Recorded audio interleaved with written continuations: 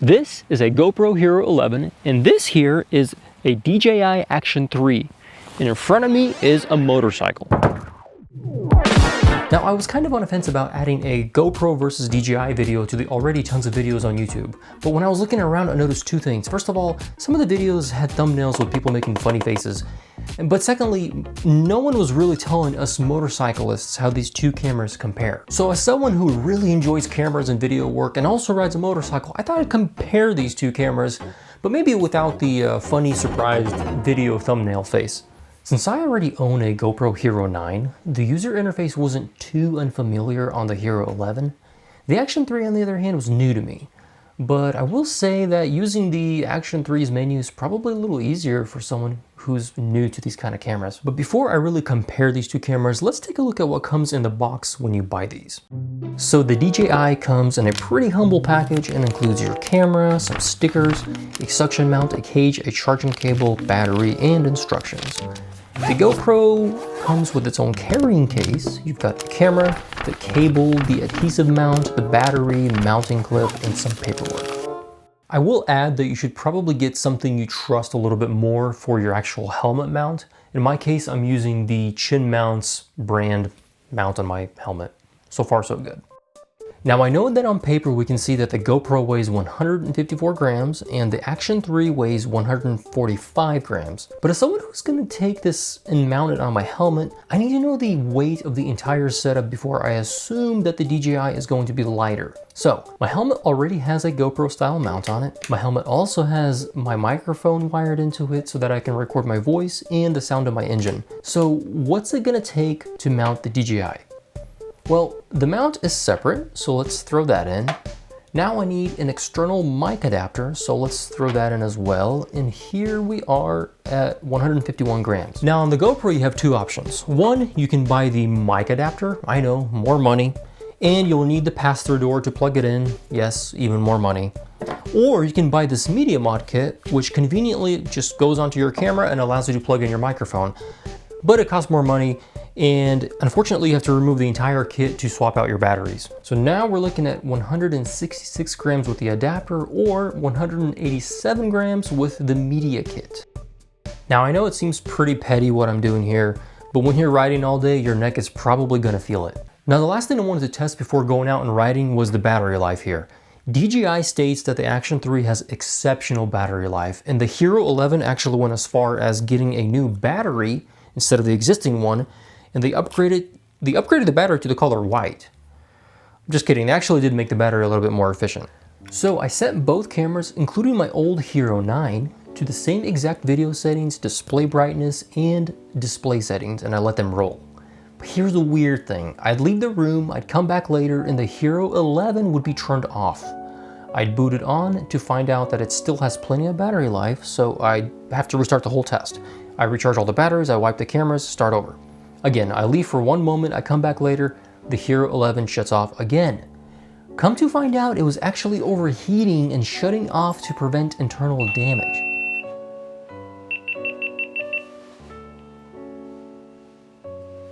So I figured, okay, we normally film while riding motorcycles, so the air is probably going to cool the cameras more than my 68-degree room. So I took both cameras outside this time where it was 50 degrees and I started my test again. This time the Hero 11 made it down to about 7% before, take a guess, it overheated again. So it's pretty safe to assume that the Action 3 has a much superior battery life than the Hero 11. But I'm not going to share my opinions and suggestions until the end of this review video, so for now, let's go outside and ride. Now here's the thing, in all the videos that we upload to YouTube on LiterADV, if it's camera footage, we're usually recording through this microphone adapter in our helmets. But with the DJI, it's not that straightforward. Okay, I know I need a USB-C to a female TRS adapter. Okay, but which brand do I buy? Where do I get it? Which one do I get? We don't know. DJI doesn't really tell us. So I found a video on YouTube where the guy suggested one and he had it linked in his description. I bought it, it didn't work. In fact, I went as far as thinking that my DJI was defective and then I had it replaced. It still didn't work. So I ended up going to Amazon and I bought a bunch of adapters. They were all USB-C to TRS female adapters. Bunch of different brands, different kinds. I bought them, and I finally found two that actually worked. They're linked in the description. You're welcome. Okay, let me explain this first video test. I'm riding the exact same road on my bike while filming one camera from the handlebars and the other from my chin, and then I swap them around and I ride it again. The bar-mounted cameras both get the widest field of view possible. The chin-mounted are always using horizon leveling so that the horizon automatically appears to be level. The downside to this is actually that the camera crops in significantly more. The sound you will hear in this segment is the GoPro external audio through my helmet mic. This was before I figured out the correct DJI mic adapter. Both cameras are shooting at 4K 60 frames per second, and my exposure value is set to -1. Two immediate observations. The Action 3 has a slightly wider field of view, and the GoPro Hero 11 retains more shadow details. Just take a look at my jacket here. It appears to be completely black. The GoPro 11, however, is able to capture the Alpinestars logo.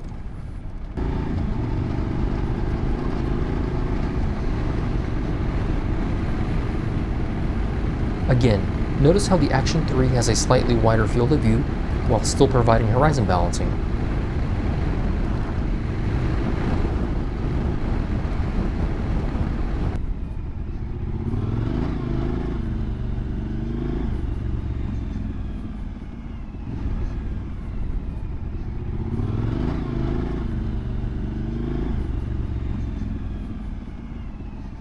My next plan was to ride some single track through the woods. It had just recently rained, so the trail was going to be pretty sloppy.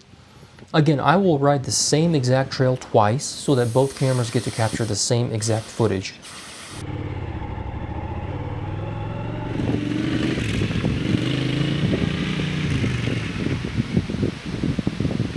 Also, the sound you're going to hear in this segment is going to be the internal microphone audio from the camera being shown.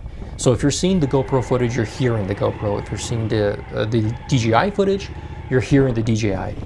This is why you're actually hearing so much more wind noise now.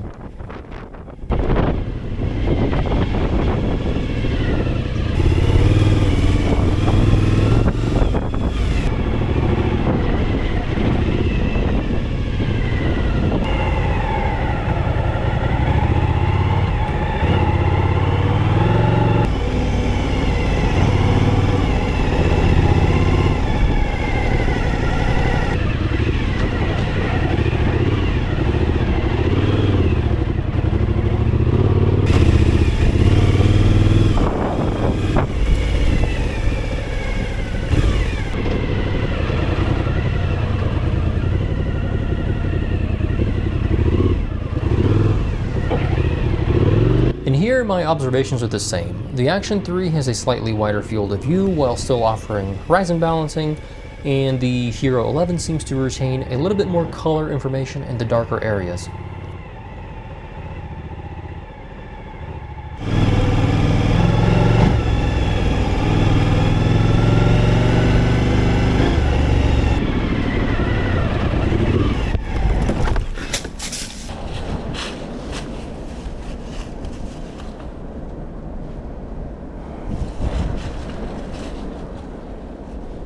Yeah, this is probably a good time to mention that you shouldn't ride alone in areas like this if you can't lift your bike up by yourself.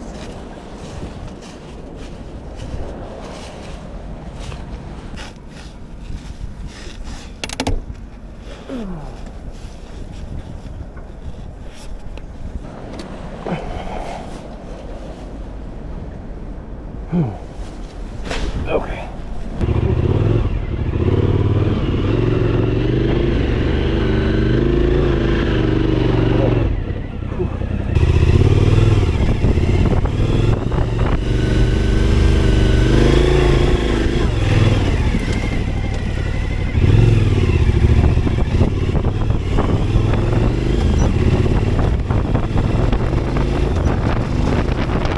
Now the one thing I've yet to mention is that the Hero 11 is able to capture 10-bit color.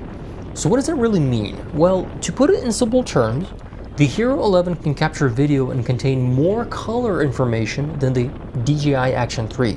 But here's the thing, the only real benefit to this is if you are actually editing and color grading your footage like I am going to show you here.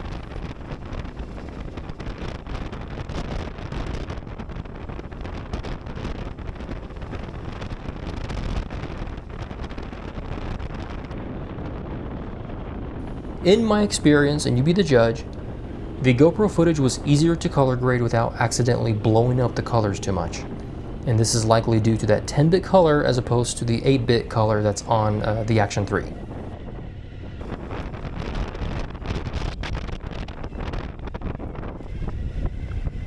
As you can see here, when I try to recover the dark dashboard on the motorcycle with the DJI video, the footage begins to fall apart and look like this. What you're seeing here is missing color information and noise.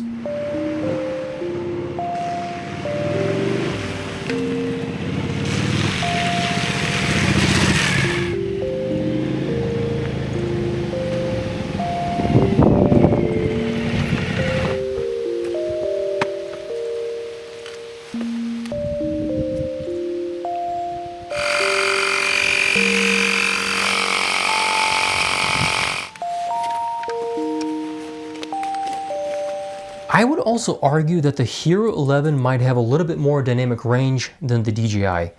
Dynamic range is the camera's ability to capture the darkest colors and the brightest colors all at the same time. I don't think this is directly related to the 8-bit versus 10-bit color, but that might play a small role. At the same time, don't assume that the DJI is worse at filming in darker situations than the GoPro. In fact, let's go take a look. Both cameras are set to identical settings, and the DJI is clearly handling things slightly better.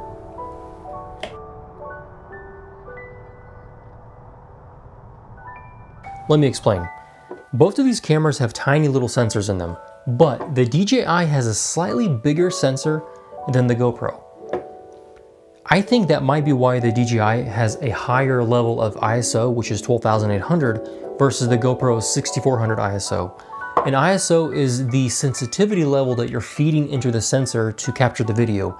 The higher you amplify that sensor, the brighter the image becomes. You have to remember that both of these cameras rely on digital image stabilization. The more you amplify the sensor, the better the camera can stabilize that image.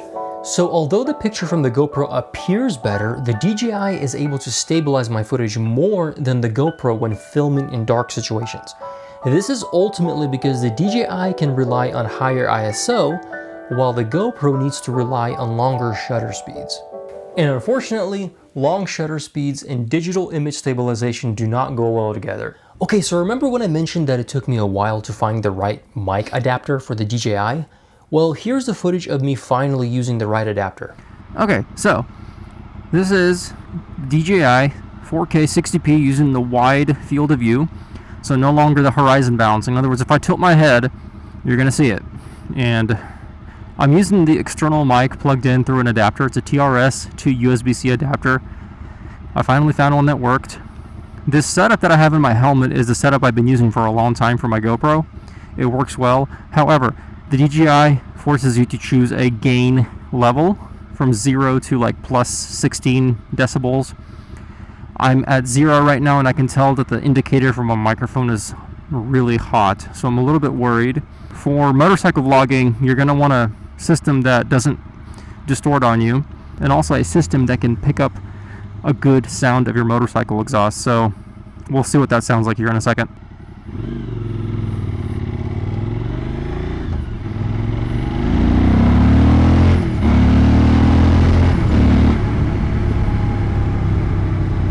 So as you could clearly tell, that microphone audio was just too loud, and there was nothing I could do at that moment because I couldn't make it any quieter in the camera.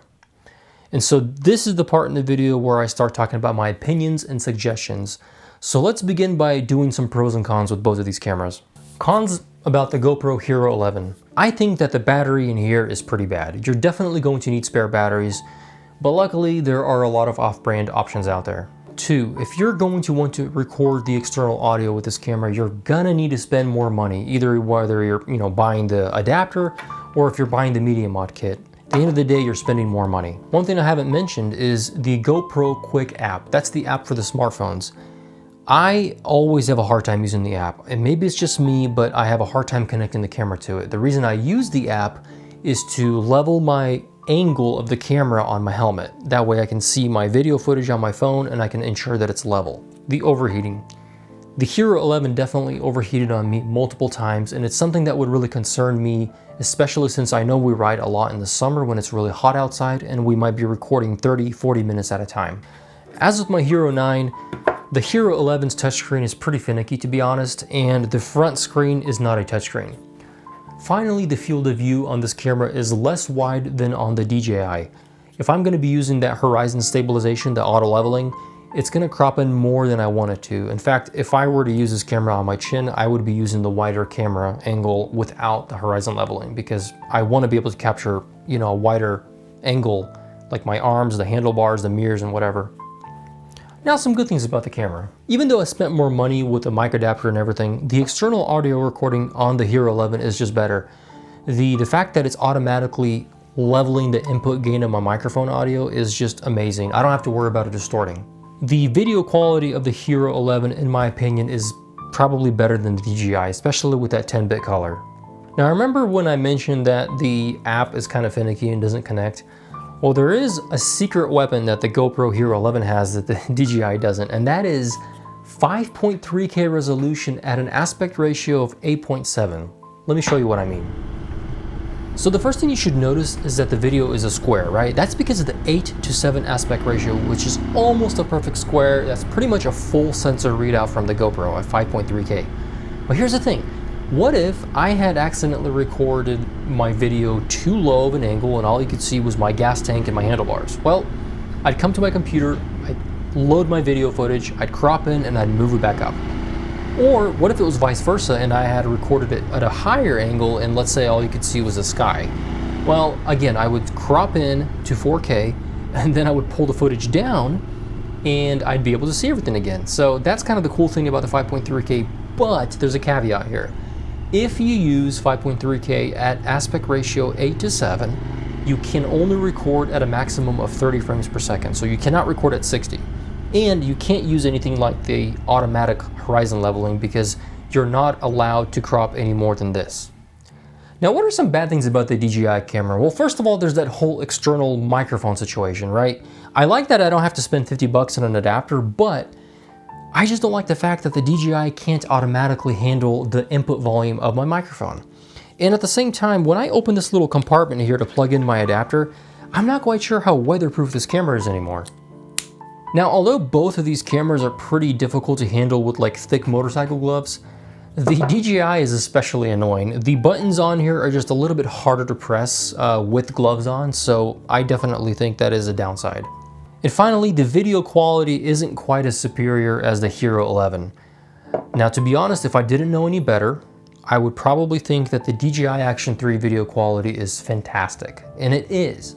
It's just that when it comes to post-editing like I do here, and I like to color grade and all that good stuff, knowing what the Hero 11 can offer, I can't say that the DJI is better with the video quality.